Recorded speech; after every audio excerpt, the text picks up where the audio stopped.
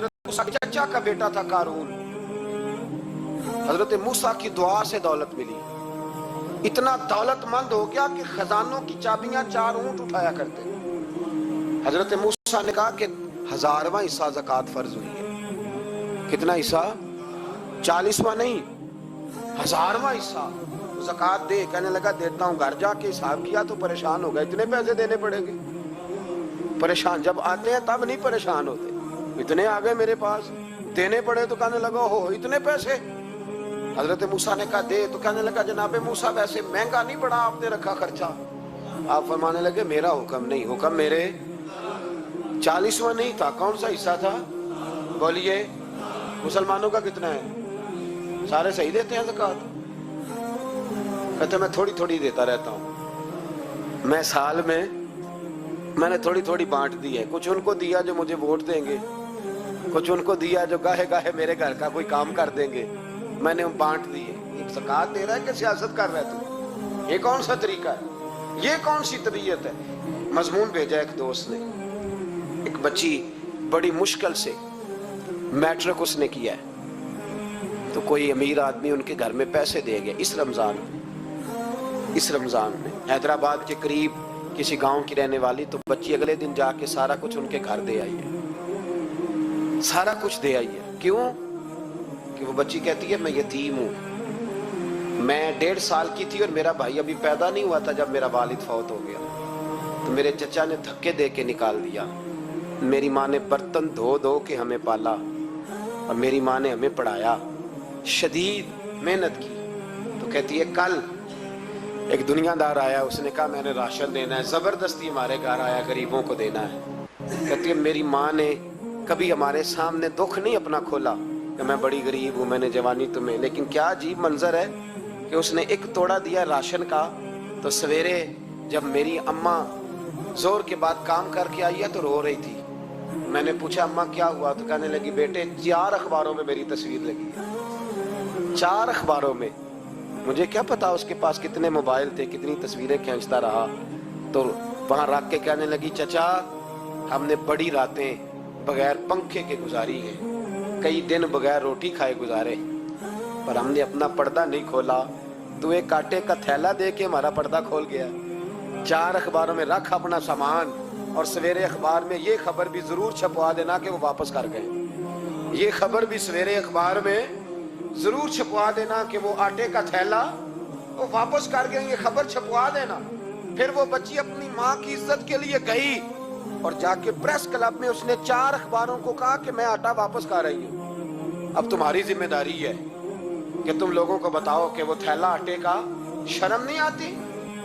میں اجتماعی شادیوں کی مخالفت کرتا رہتا ہوں، دل کرتا ہے تمہارا کہ تمہاری بیٹی اور تمہارا داماد بٹھایا جائے اسٹیج پہ اور کہا جائے خیرات میں اس کی شادی ہو رہی ہے، اخباروں میں تصویر آئے، کسی غریب کی بچی کی شادی کر دیا تو بورڈ لگوا دیا 30 اجتماعی شادیاں، وہ تماشا ہے؟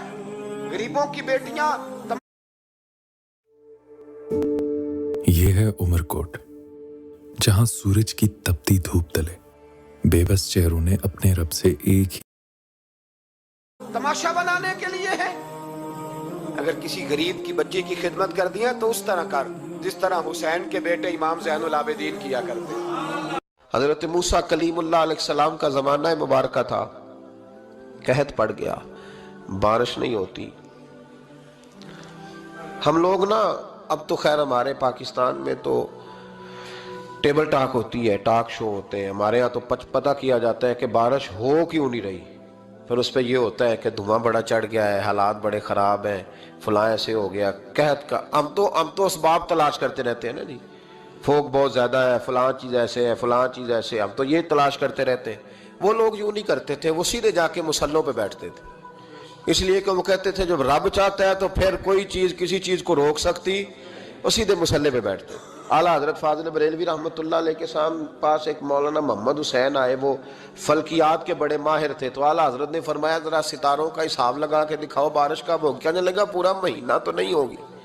تو اعلیٰ حضرت رحمۃ اللہ علیہ فرمانے لگے کہو کہ میرا علم کہتا ہے مہینہ نہیں ہوگی، اللہ چاہے تو ابھی ہو سکتی ہے۔ کہنے لگا جی وہ تو ٹھیک ہے پر میرا علم، وہ جیسے روز لوگوں نے پیر نیٹ ٹو سین شاہ صاحب نہیں کھولے ہوتے، کہ بارش کب آئے گی، اور اس کی طرف نہ دیکھ، مسلح پہ بیٹھ، مہربانی کر مسلح پہ بیٹھ، اللہ کی بارگاہ میں حاضر ہو، اسے معافی مانگ، اسے منا تاکہ وہ رحمت کی بارش۔ کہنے لگا جی میرا علم کہتا ہے، تو اعلیٰ حضرت فرمانے لگے پھر وہی بات، تو کہہ اللہ چاہے تو بارش ابھی، لیکن یہ جو اڑ گئے ہیں نا بیچارے، یہ اڑ ہی گئے ہیں، یہ جہاں الجھ گئے ہیں وہاں یہ لوگ الجھ گئے، اللہ ہمیں الجھنے سے محفوظ فرمائے۔ تو اعلیٰ حضرت اٹھے تو فرمایا ٹائم کیا ہوا ہے گھڑی پہ؟ کہنے لگا جی 12۔ تو اعلیٰ حضرت نے گھڑی گھمائی، اب کیا بج گیا؟ کہنے لگا 4 بج گئے۔ فرمانے لگے بج گئے نا 4؟ کہنے لگا جی آپ نے گھڑی گھما جو دی ہے۔ فرمانے لگے اللہ بھی جب چاہے تو ستارے گھما دیتا ہے، اللہ بھی ستارے گھما دیتا ہے بارش۔ کہنے لگا جی وہ تو ٹھیک ہے پر مہینہ نہیں ہو سکتی، اڑا ہوا بندہ اس کا کوئی علاج ہے جو اڑ جو جائے؟ اس کے لیے قرآن کہتا ہے وَإِذَا خَاطَبَهُمُ الْجَاهِلُونَ قَالُوا سَلَامًا، اسے سلوٹ کرو دور سے، اسے کہو تو جان اور تیرا۔ کہنے لگا جی ہو نہیں سکتی پورا مہینہ۔ فرمانے لگے یار تو جا اپنا کام کر۔ وہ شخص کہتا ہے میں نے دروازہ کھولا اعلیٰ حضرت کا، کمرے سے باہر نکلا تو تیز بارش ہو رہی، واپس آیا تو میں نے کہا احمد رضا یہ عقیدہ کہاں سے لیا ہے؟ فرمایا دروازہ مصطفیٰ سے لیا ہے صلی اللہ علیہ وسلم۔ تو یاد رکھیں کہ اللہ کو منانا چاہیے، استغفار کرنا چاہیے، اس کی برکات۔ حضرت موسیٰ ساری قوم کو لے کے نکل گئے، آؤ بھائی میدان میں اللہ کی بارگاہ میں استغفار کریں اور بارش کا سوال کریں، بارش مانگے۔ جب باہر نکلے دیر تک دعائیں ہوتی رہیں تو حضرت موسیٰ علیہ السلام کو رب کریم نے وحی فرمائی کہ موسیٰ آپ کی قوم میں نے ایک شخص ہے جس کو 40 سال ہو گئے نافرمانی کرتے، اس نے رب سے صلح نہیں کی۔ کتنے لوگ ہیں؟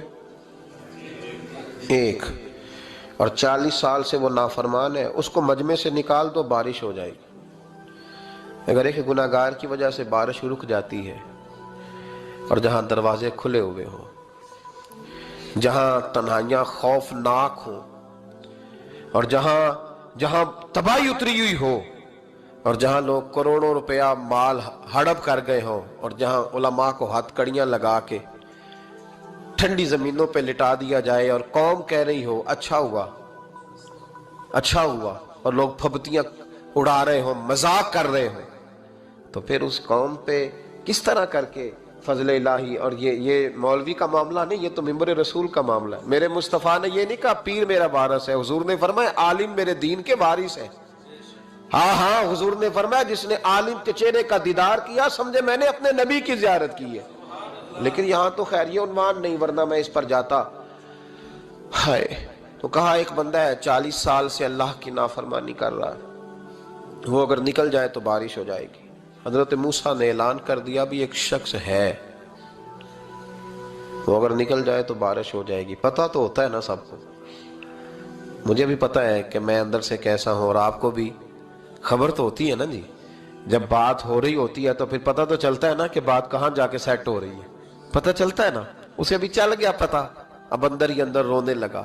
اور دیکھو امام رازی اور امام غزالی دونوں نے لکھا ہے کہ اس درد سے رویا، اس درد سے کہ ادھر والے کو بھی پتہ نہ چل جائے، مجمع کے اندر کھڑا ہے اور ادھر والے کو بھی استغفار، دیکھو ادھر والے کو پتہ نہ چل جائے اور ادھر والے کو بھی کہیں ہجوم میں غم میں بھی توہین نے ضبط غم نہ ہوئی۔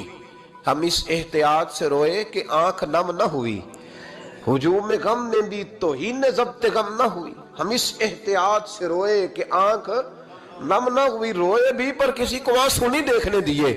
اب اس درد سے کہتا ہے اللہ تو تو معاف کرنے والا ہے نا، تو تو معاف کرتا ہے، پردہ پوشی کرتا ہے، اور مالک اگر لوگوں کو پتہ چل گیا تو میرے تو بچوں کا بھی جینا حرام کر دے گا، یا اللہ میری تو آنے والی نسل بھی تڑپ کے وقت گزارے گی۔ مالک تو معاف کر دیا کرتا ہے، لوگ نہیں معاف کرتے، اے اللہ یہ میری خوبیاں بھول جائیں گے، میری خامیوں پر بات، مالک میں یہ ذلت نہیں برداشت کر سکتا، فضل فرما۔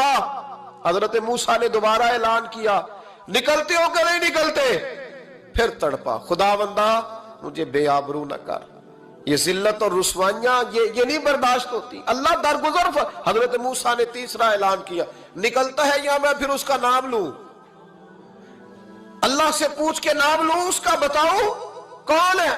اب تو تڑپ گیا، کہنے لگا مالک میں تیری بارگاہ میں استغفار کرتا ہوں، آئندہ نہیں کرتا، آئندہ نہیں کرتا۔ یہ لفظ ادا کیے، بندہ کوئی بھی نہیں نکلا, رب کریم نے بارش عطا کر دی, تیز بارش جب برسی نا, تیز بارش, لوگ تو مین دیکھ کے دوڑ گئے. تو حضرت موسیٰ کہنے لگے یا اللہ مجھے بھی تو بتا, تو نے کہا تھا کہ جب تک بندہ نہیں نکلتا بارش نہیں ہوگی. تو نکلا کوئی بھی نہیں, بارش ہو گئی, ماجرا کیا ہے؟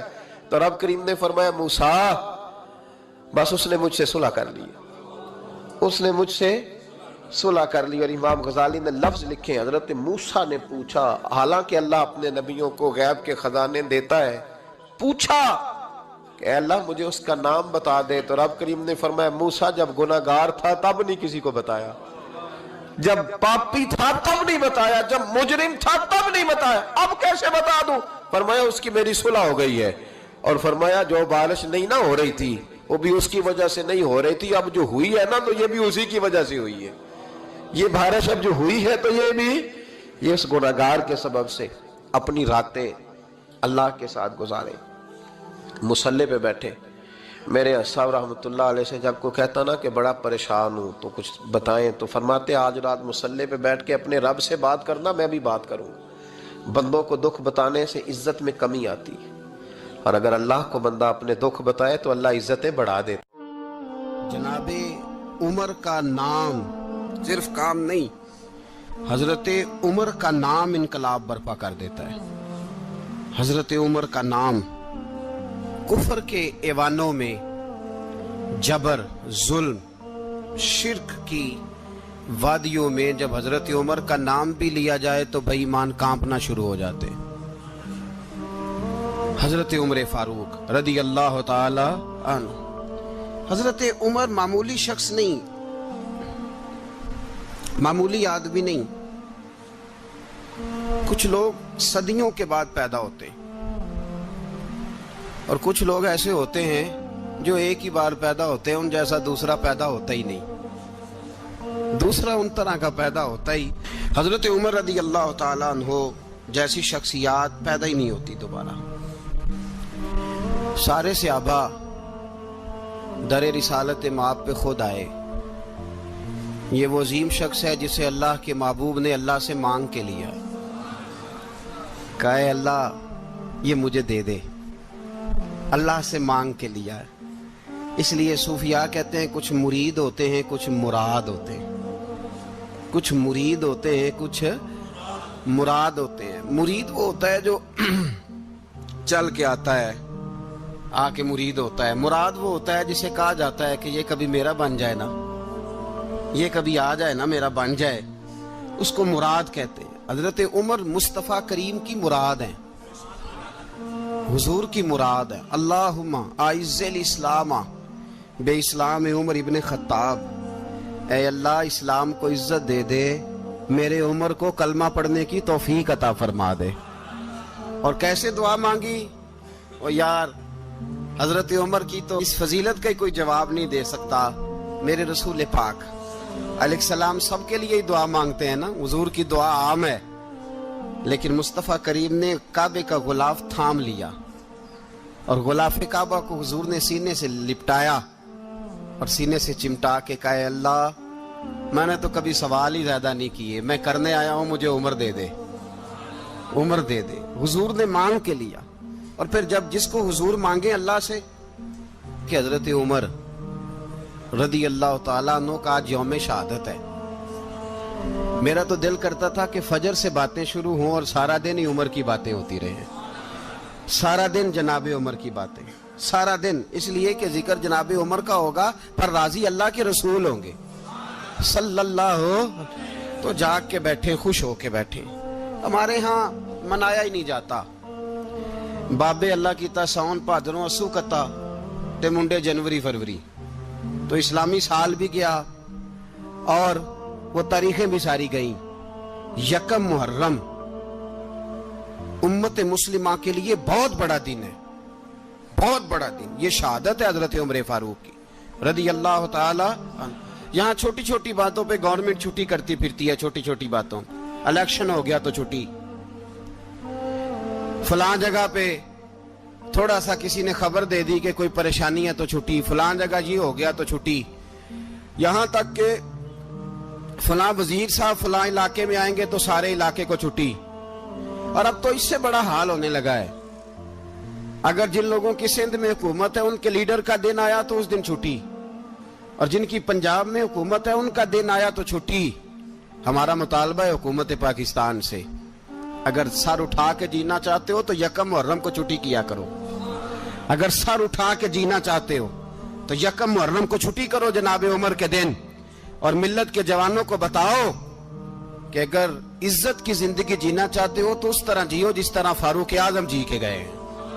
عزت اور وقار کی زندگی, جمہوریت حضرت عمر سے سیکھنی پڑے گی. حکومت کرنے کے طریقے حضرت عمر سے, رعایا کو سیکھنا پڑے گا کہ امیر کس طرح بنایا جاتا ہے اور امیر کس طرح کے ہوتے ہیں. یہاں لوگ ہمیں یورپ کی مثالیں دیتے ہیں, لوگ یہاں ہمیں آ کر کے امریکہ کی مثالیں, انہیں کیا پتا حکومت کیا ہوتی ہے. وہ کہتے ہیں جی وہ سائیکل پہ جاتا ہے ان کا حکمران. میں نے کہا وہ سائیکل پہ جاتا ہے؟ میرے عمر فاروق مدینے سے مکے گئے تھے تو پیدل ہی حج کرنے چلے گئے, پیدل ہی. اور جناب عمر فاروق رضی اللہ تعالیٰ عنہ عید کی نماز پڑھانے گئے. عید کی نماز عمر خطبہ عید دینے گئے. اور اس زمانے میں کون سا غریب ہے جو ننگے پاؤں جاتا ہو؟ کون سا غریب ہے جو مسجد ننگے پاؤں جاتا ہو؟ لوگوں نے تو 3 قسم کی چپلیں رکھی ہوئی ہیں. ایک مسجد جانے کی علیحدہ ہے, گھر پہننے کی علیحدہ ہے, شادی بیاہ پہ جانے کی چپل علیحدہ ہے. حضرت عمر فاروق رضی اللہ تعالیٰ عنہ نکلے عید کا خطبہ دینے کے لیے تو بیوی سے کہنے لگے جوتا. اس نے کہا صاحب اتنی دفعہ ٹوٹا ہے اب گانٹھا نہیں جا سکتا, اتنی دفعہ ٹوٹا ہے کہ اب دوبارہ پیمند نہیں لگ سکتے. تو حضرت عمر کہنے لگے چل کوئی حرج نہیں ہے, بغیر جوتے کے ننگے پیر ہی چلتے ہیں, کوئی حرج نہیں. تو کہنے لگے لوگ کیا کہیں گے؟ فرمایا چپ کر.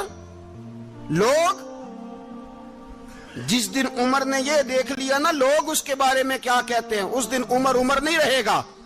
تو کہا پھر آپ کا نظریہ کیا ہے؟ فرمایا میرا نظریہ یہ ہے کہ رب رسول میرے بارے میں کیا کہتے ہیں. لوگوں کا کیا ہے؟ لوگ کل کسی کے بارے میں کچھ کہتے ہیں اور پرسوں کچھ کہتے ہیں. میرا نظریہ یہ ہے کہ رب رسول میرے بارے میں ننگے پیر عمر جا رہے ہیں. کون جی؟ میں بڑا ماڑا. اچھا جناب کیا غربت ہے؟ 10 قسم کے جوڑے لٹکے ہوئے ہیں کمرے میں اور پہننے کی فرصت نہیں. سویرے کیا پہننا ہے, شام کیا پہننا ہے, 15 سوٹ کٹھے استری ہو کے لانڈری والا بھیج رہا ہے. اور تو غریب ہے, تو بہت بڑا غریب ہے. اس لیے کہ غربت پیسوں کی وجہ سے نہیں ہوتی, غربت تو دل کی ہوتی ہے. تو واقعی بڑا غریب ہے اور تو غریب ہی رہے گا. امیر تو عمر فاروق تھے جو ننگے پاؤں چلے گئے عید کی نماز پڑھانے. تو رستے میں جو ملا کہنے لگا عمر جوتا تو پہن لو. فرمایا تمہیں عمر کا جوتا نہ پہننے کا نقص تو نظر آیا ہے, کوئی حرج نہیں. اگر عمر کو کبھی بتانا ہوا تو وہ والا نقص بتانا جو عمر کی سیرت میں پیدا ہو, کردار میں پیدا ہو, وہ والا نقص بتانا. یہ چھوڑو جوتے آتے جاتے رہتے. ننگے پاؤں گئے, پاؤں دھوئے, نماز پڑھائی, لوٹ آئے. او بھائی یہاں تو ہمارا بناؤ سنگار اترنا, جتنی توجہ کپڑوں کی طرف ہے اتنی توجہ کبھی ہماری علم کی طرف ہوتی نا, جتنا ذوق شوق ہمارا بناؤ سنگار کی جانب ہے, اتنا بناؤ سنگار کبھی ہمارا اخلاقیات کی جانب ہوتا تو معاملات بڑی حد تک سنورے ہوئے ہوتے. حضرت سیدنا فاروق اعظم رضی اللہ تعالی اپنی زندگی کو ترتیب دیا. ایک دن بھی خلافت نہیں مانگی اللہ سے. حضرت عوف بن مالک اشجعی ایک صحابی ہیں. حضرت عوف بن مالک رضی اللہ تعالیٰ عنہ فرماتے ہیں کہ جناب ابو بکر صدیق کا زمانہ تھا تو میں نے خواب دیکھا. میں نے خواب میں جناب عمر کو دیکھا اور میں نے دیکھا کہ کوئی کہنے والا کہہ رہا ہے کہ عمر وہ ہے کہ اللہ کے رستے میں کوئی اسے جتنا مرضی برا بھلا کہے یہ پرواہ نہیں کرتا. کس کے رستے میں؟ بولے سارے. اس کا مطلب ہے اللہ کے رستے میں لوگ برا بھلا بھی. قرآن مجید نے کہا وَلَا يَخَافُونَ لَوْمَةَ لَائِمٍ. کچھ لوگ ایسے ہیں جو برا بھلا کہنے والوں کی پرواہ نہیں کرتے. آپ یقین کرے اگر پرواہ شروع ہو جائے نا تو دین کا کام ختم ہو جائے. نہ کوئی تقریر کرے, نہ کوئی تدریس کرے, نہ کوئی پیری مریدی کرے, ختم ہو جائے اگر باتوں کی پرواہ ہو. لیکن وہ پرواہ. حضرت عوف بن مالک اشجعی کہتے ہیں میں نے خواب میں دیکھا کہ عمر وہ ہے جو کسی کی پرواہ, اور دوسری بات میں نے یہ دیکھی کہ عمر خلیفہ بنے گا, اور تیسری بات میں نے خواب میں یہ دیکھی کہ عمر شہید بھی کیا جائے گا, عمر شہید بھی ہوگا. یہ میں نے 3 باتیں خواب میں دیکھی. फरमाते हैं मैंने आके ख्वाब हज़रत अबू बकर सिद्दीक को सुनाई, वो खलीफा थे। वो कहने लगे ठहर जा, मैं उमर को बुलाता हूँ, उसके सामने दोबारा सुनाना। उसके सामने फरमाते मैंने बुलाया हजरत उमर फारूक को, आके बैठे, ख्वाब शुरू हुआ। का एक बात तो मैंने ये देखी कि आप मलामत करने वाले की परवाह नहीं करते, दूसरा आप खलीफा बनेंगे। जनाब उमर कहने लगे चुप कर, अबू बकर के सामने ही कह रहा है, चुप कर, खलीफा के सामने ही कह रहा है।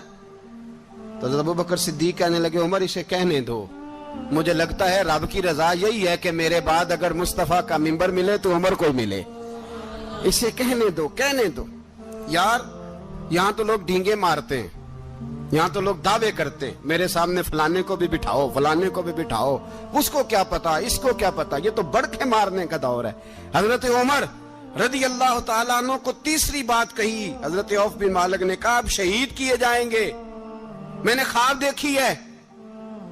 नेक लोगों के ख्वाब बड़ी हद तक सच्चे होते हैं। कहा मैंने ख्वाब देखी है। तो हजरत उमर कहने लगे शहीद तो दलेर लोग होते हैं, शहीद तो दलेर, जिसे सारा जमाना दलेर कह रहा है वो अपने बारे में क्या कह रहा है, कहते हैं शहीद तो दलेर। मैं तो काहिल सा आदमी हूँ, सुस्त आदमी हूँ, मैं तो इतना काम ही नहीं करता, तो ये ख्वाब तूने जो ठीक है देखा है ना, फिर से देखना।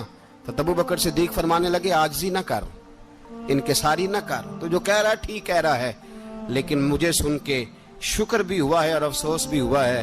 अफसोस इस बात का कि तेरे जैसा बतले अजीम चला जाएगा, और शुक्र इस बात का कि रब तुझे जिंदगी भी एजाज वाली देगा, और शहादत की मौत दे के अल्लाह तुझे मौत भी इज्जत वाली अता फरमाएगा। अल्लाह मौत भी तुझे इज्जत वाली देगा, तुझे काहिलों जैसी मौत अल्लाह। हजरत फारूक आजम रदी अल्लाह, ओ भाई यहाँ तो इस जमाने का सबसे बड़ा मसला प्रोटोकॉल है। लोगों को पता होता है कामिल पीर है, कामिल मुर्शिद है, लोग नहीं जाते। मैं किसी का मुरीद हो जाऊं, मेरा प्रोटोकॉल किधर गया? पता होता है ये कामिल उस्ताद है, मैं इसके पास बैठूंगा तो मेरी तरबियत करेगा, लेकिन लोग शागिर्द नहीं बनते। मैं किधर गई? ये जो प्रोटोकॉल की मुसीबत है ना, इसने बड़े बड़े लोग जीरो कर दिए, बड़े बड़े लोग। और ये मत समझे कि आपका वजीर आजम प्रोटोकॉल लेता है या आपका सदर प्रोटोकॉल, वुज़ारा, ऐसी कोई बात नहीं।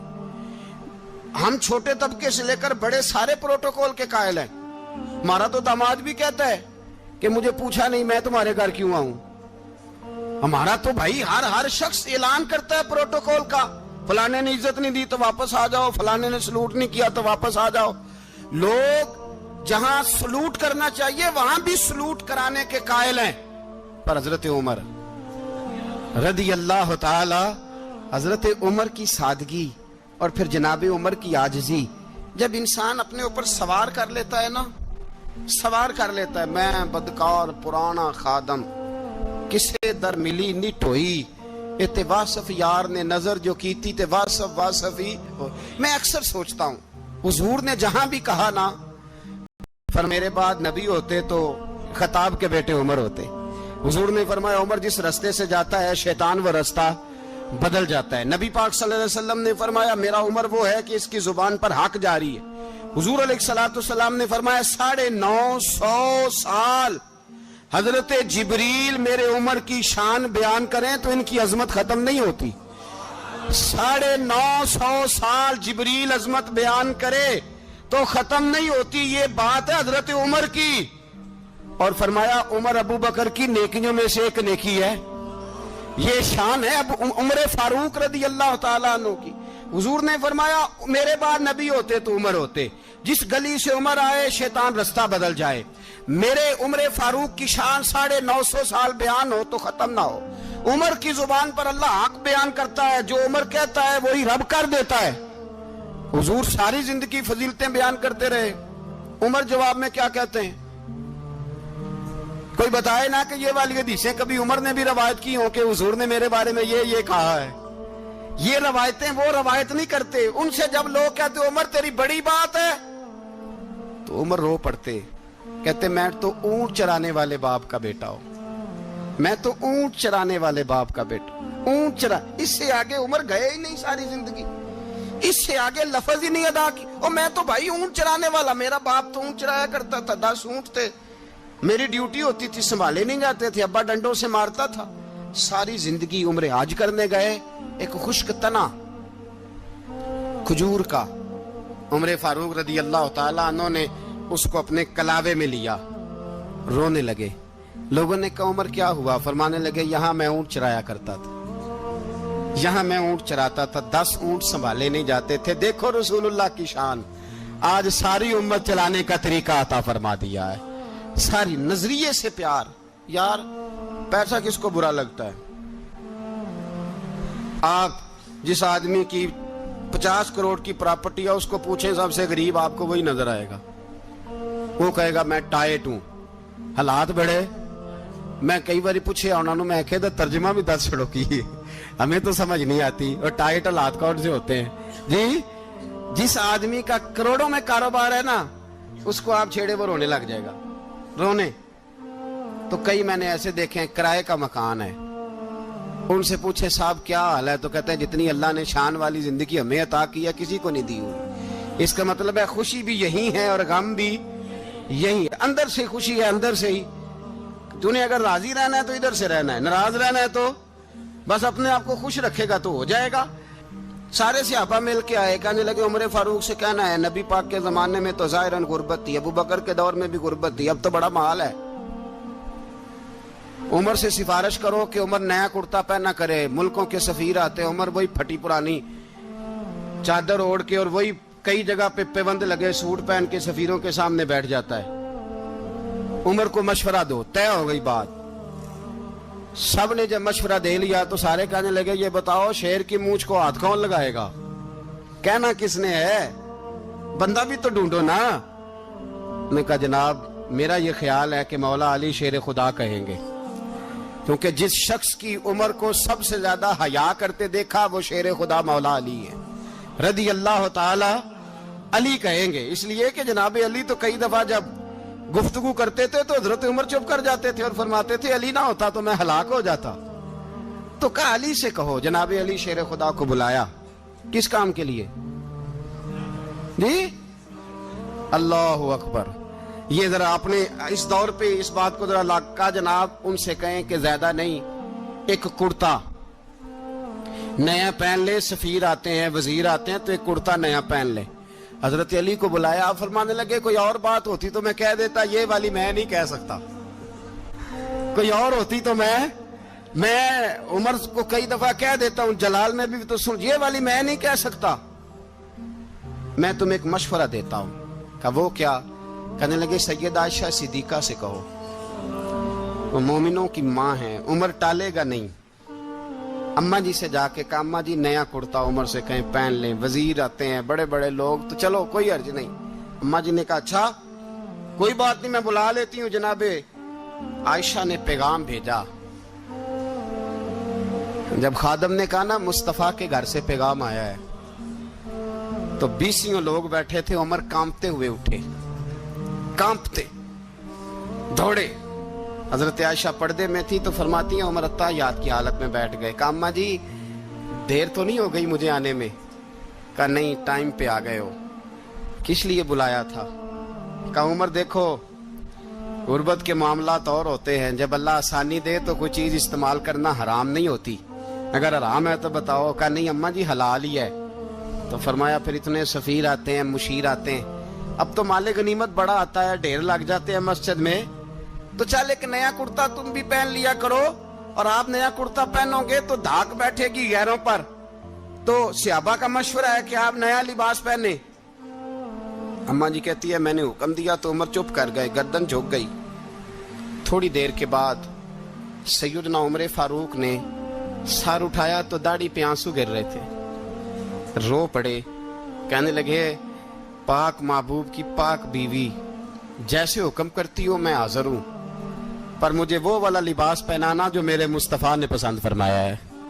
अगर ये रंग रसूल पाक का है तो मैं हाजिर हूं, और अगर नबी पाक का नहीं तो फिर जैसे आप हुक्म करें।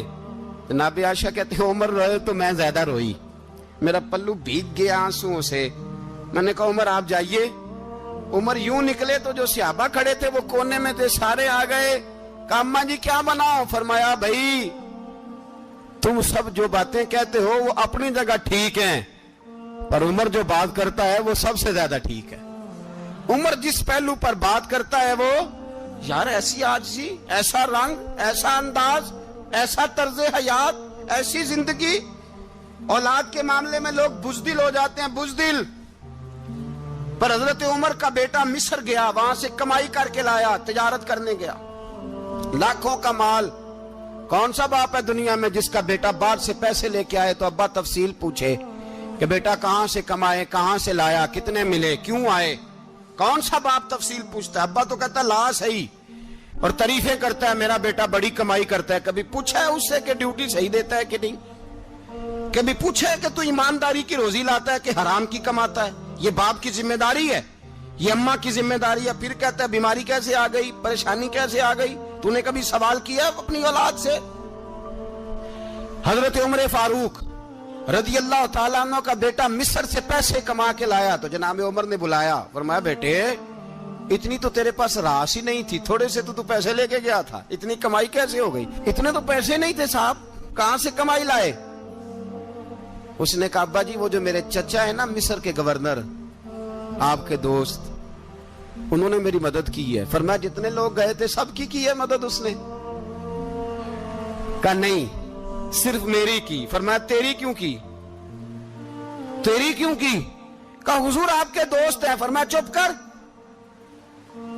हुजूर उन्होंने मुझे इतने पैसे दिए, मैंने कारोबार में डाले तो नफा आया तो मैं उनकी रकम दे के। फरमाया खामोश हो जा, बाकी जितने लोग गए थे सबकी मदद की उसने? कहा नहीं हुजूर सिर्फ मेरी की। फरमाया उसने तेरी मदद नहीं की, उसने खलीफा के बेटे की मदद की, इसलिए कि वो खलीफा को अपने हक में नरम कर सके। फरमाया आधा माल तेरा है, आधा माले गनीमत का है, माले खजाना का है, मुसलमानों का है, इसलिए कि तू जो वहां से माल कमा के लाया है वो अपने बाप के खलीफा होने की वजह से कमा के लाया है, लिहाजा रख इधर। यहां कहते हैं किधर से आया, कैसे आया, कौन सा हिसाब दें, क्या करें? ओ भाई हजरत उमर रज़ी अल्लाह ताला अन्हु का अपनी औलाद के बारे में ये रंग है। एक जंग से ना खुशबू आई, खुशबू बड़ी महंगी होती थी, अरब में खुशबू आज भी बड़ी महंगी है, वो ज्यादा इस्तेमाल करते हैं। मेरी बातों की समझ आ रही है मेरे भाइयों? बड़ी महंगी खुशबू थी। जब वो खुशबू आई तो हजरत उमर ने कहा, घर में पहले पहुंची हजरत उमर के, चूंकि ज्यादा औरतें इस्तेमाल करती थी घर के अंदर खुशबू, मर्द भी लगाते थे। हजरत उमर ने अपनी बीवी से कहा, आपकी जौजा तो थी वो बड़ी खुशबू को पसंद करती थी। हजरत उमर ने अपनी जौजा से कहा कि खुशबू लाओ, मैंने एक औरत की ड्यूटी लगाई है, वो खुशबू तोल तोल के ना तो हिस्सा बराबर स्याबा में बांट देगी। तो आपकी जौजा कहने लगी किसी बीबी की ड्यूटी लगाने की क्या जरूरत थी, मैं जो मौजूद थी मैं बांट देती हूं तोल के हिस्सा बराबर। आपने फरमाया नहीं तू रहने दे, और फलानी बीबी बांटेगी। कहा हुजूर मैंने भी बांटनी है, मेरे पे कुछ हक है? आपने फरमाया नहीं तू तफसील ना पूछ, तू खुशबू दे दे, कोई और बांटेगी। खातूने खाना थी ना, कहने लगी नहीं मुझे भी आज आपको बताना ही पड़ेगा कि कोई जो बांट सकती है तो मैं क्यों नहीं बांट सकती? जौजा कहती उमर ने बात की तो मेरी चीखें निकल गई। हजरत उमर फरमाने लगे जब तू खुशबू बांटेगी ना तेरे हाथों को भी लगेगी, तेरे दुपट्टों को भी लग जाएगी। अगर रब करीम ने मुझसे सवाल पूछा कि उमर खुशबू तो मुसलमानों की थी, तेरी बीवी के दुपट्टे को क्यों लग गई, तो मैं अल्लाह के हुजूर क्या जवाब दूंगा? अगर अल्लाह ने यह सवाल किया कि तेरी बीवी ने क्यों लगाई, वो तो हिस्सा था मुसलमानों का, तो तूने तेरी बीवी ने क्यों लगाई? तो फरमाया मैं नहीं चाहता कि अल्लाह के हुजूर मुझे और तुझे बाजपुरस हो, लिहाजा किसी और को बांटने दे। जौजा रोई और तड़प के कहने लगी उमर मुझे लगता है सुबह कयामत भी तेरी बीवी होने की वजह से अल्लाह मुझे जन्नत अता फरमा देगा, तेरी जौजा होने की बरकत से। भाई ये मेयार रखा, खुदा की कसम ऐसा शख्स तारीख में दोबारा नहीं आया। इतना बड़ा आदमी, इतना बड़ा शख्स, इतना बड़ा आदमी, और फिर रंग ये है कि उमर 22 लाख मुरब्बा मील का हुक्मरान, 22 लाख, और खजूर के दरख्त के नीचे मट्टी का ढेला लेके सो गए हैं, परवाह ही कोई नहीं, कोई मसला ही नहीं। 2 गुलाम साथ बैठे तो एक रोटी हजरत उमर ने घर से मंगवाई, थोड़ा सा सिरका, तो गुलाम कहने लगे हमने भी खानी है। फरमाया कोई अर्ज नहीं, रोटी को पेट भर के खाना जरूरी तो नहीं, 3 हिस्सों में बांट लेते। ایک آدمی آیا ہوا تھا مصر کا رہنے والا ملنے کے لیے. اس نے پوچھا عمر کدھر ہے؟ تو کہا وہ ادھر جاؤ مسجد میں بیٹھے ہوں گے. اور واپس آیا تو کہنے لگا وہاں تو 3 غلام بیٹھے ہیں, ایک روٹی بانٹ بانٹ کے کھا رہے ہیں, لگتا ہے کئی دنوں سے روٹی نہیں ملی.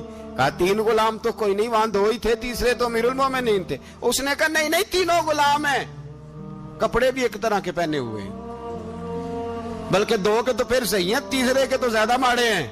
کپڑے بھی ایک طرح کے, کھانا پینا بھی ایک طرح کا, اور ان کا نشست برخاست بھی ایک طرح کی ہے, لہذا کوئی فرق نہیں.